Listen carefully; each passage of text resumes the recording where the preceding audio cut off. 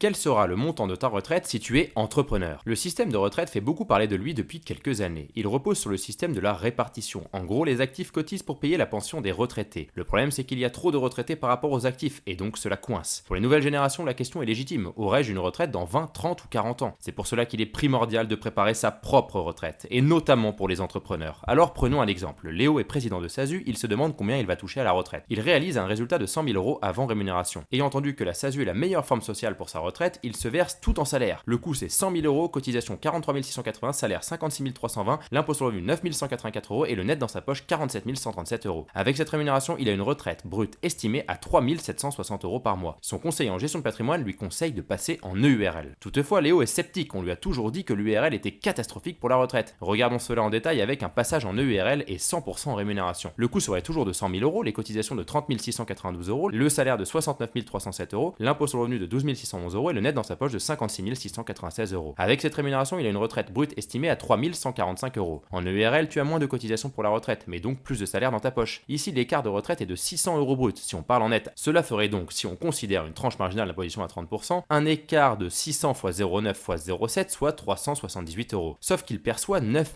500 euros de plus dans sa poche chaque année. Sur 30 ans, cela représente 285 000 euros de plus. S'il a une espérance de vie de 30 ans à la retraite, il aura 378 x 12 x 30 de plus, soit 136 080 euros. Et encore, il faut qu'il vive 30 ans. La solution en EURL paraît donc plus avantageuse, surtout qu'on ne sait pas si le système par répartition sera encore là dans 30 ans. Et encore, tu n'as rien vu, il n'a même pas investi chaque année les 9 500 euros. Avec une hypothèse de rendement de 5%, s'il investit 9 500 euros par an, il aurait 630 638 euros, presque 5 fois plus qu'avec le régime de retraite en SASU. Le bonus dans tout cela, c'est s'il place ce capital en touchant juste les intérêts à 5%, cela lui fait plus de 30 000 euros par an de revenus complémentaires, soit 2 500 euros par mois, largement de quoi compenser les 378 euros de la retraite en SASU. Assurance vie PEA, PER, contrat de capitalisation, tu as plein d'outils à ta disposition pour préparer ta propre retraite. Tu peux aussi faire de l'investissement locatif avec l'effet de levier du crédit. Léo va donc préparer sa propre retraite, optimiser sa transmission également, avec des assurances vie avant 70 ans et avec les 630 000 euros. Si tu décèdes prématurément, tes enfants ne toucheront pas ta retraite par répartition, mais ton capital, si. Tu l'as compris, tu dois donc préparer ta propre retraite et arrêter de compter uniquement sur le système de répartition. Si tu souhaites en savoir plus, abonne-toi et va écouter notre chaîne L'Art de la gestion patrimoniale sur YouTube, Spotify ou Apple Podcast.